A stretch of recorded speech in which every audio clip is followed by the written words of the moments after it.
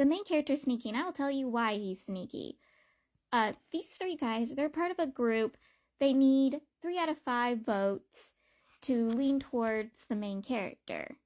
And 2 of them are already voting towards the main character. They need this dude's vote. They're trying to convince him to side with the main character, vote towards the main character. And this guy, he's not fully siding with the main character yet.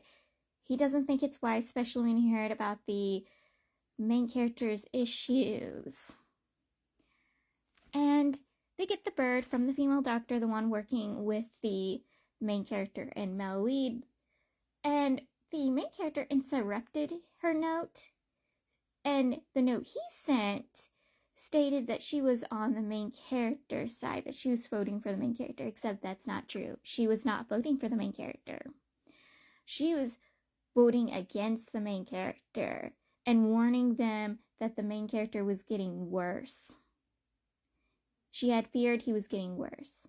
But later, when she sees the main character, she's happy that somebody else voted towards the main character. Yeah, she does not know that the main character used her vote behind her back. No one informed her that she was the third person that voted towards the main character. She thinks one of them voted for the main character. Typically, the guy they were trying to convince to vote towards the main character, and she was happy they made the decision.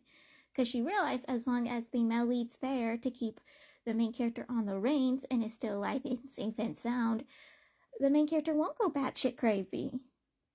But if anything happens to the male lead, he will go batshit crazy. But yeah, this woman does not know the main character did something against her. Ooh. The main character and male lead are being all flirty with each other. Like, full-on flirty. Like, the main character came to see the male lead on the battlefield. They have kissy moments. The main character stays in his bed. Like, they're being all flirty. Being all up each other's business and trying to be by each other's side.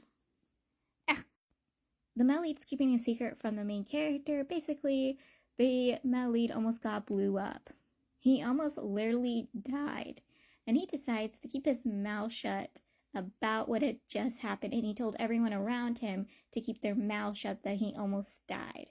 He pleads to them not to say anything to the main character. I'm like, well, that won't be good. If the main character ever finds out, it won't be good, because this dude goes psycho. He goes psycho. He was about to murder an entire palace. The entire palace, because the emperor made you kneel for several hours. He was going to murder everyone there. So yeah, it's not good. You probably shouldn't keep secrets like that. But at the same time, it's probably a good idea to keep secrets like that, because he'd probably go around murdering people if anything happened to you. So yeah. Also, this scene was cute. They're now starting to write letters to each other. This is the first letter that starts them writing letters to each other again, and it's super sweet. The male lead is like, I can't write poems about how beautiful this scene is, where everything is literally dead except for this one tree that is surviving after being literally burned alive, and it's trying to grow plants again. So I basically snapped the flower off of it to bring it to you, and I'm like, ooh, super sweet. Super freaking sweet. I love that. So the emperor did want to give the throne to the main character, but this was only during the time he thought the country was faltering and doomed, and he wanted to hand the doomed country over to the main character so the main character can deal with the issues and problems and be seen as the scorn to their country, not him. But when the country is now survived the war, and it looks like it's going to flourish once more, survive once more, he wants to keep the country to himself. And now he's suspicious because, again, it's thanks to the main character that the country is flourishing. And he's suspicious what the main character wants to do. He thinks the main character wants the throne. He doesn't want to hand the throne to the main character anymore. He wants to keep it to himself. So he's jealous and suspicious of the main character. He thinks the main character is up to something.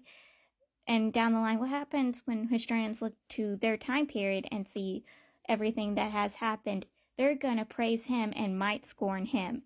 He's suspicious. He's having those tracks running in his head.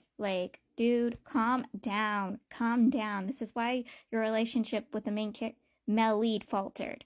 Your relationship with the male lead faltered is because you're so hysterical and suspicious. Yeah. Also, what's happening in this scene is The Emperor tried convincing the main character to marry, and the main character's like, I don't want to marry. If the person isn't the male lead, I don't want to marry. And starts showing off his scars and stuff that he got from his aunt, his adopted mother, to convince the Emperor not to marry him off. Because no woman want to marry a man covered in stuff like his. And he's never showed these scars to anyone, even the male lead. And then he runs off. He's like, bye-bye. Goodbye. So the male lead returns sooner than he thought he was, except when he returns, the main character just woke up from a nightmare, and this nightmare was the male lead abandoning him. And so now he has lost control over his curse. And when he sees the male lead, he tries fighting the male lead. He went for the male lead's neck, but instead he got the male lead's arm. And the male lead is trying to control and restrain himself from beating the living daylights out of his husband, who's biting the living daylights out of his arm. And finally he gets the main character to finally come back to himself, and the main character tries running away from him because, he's done something horrible to his husband.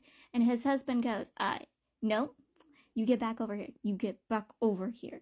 If you go, I will chase you down and break your legs.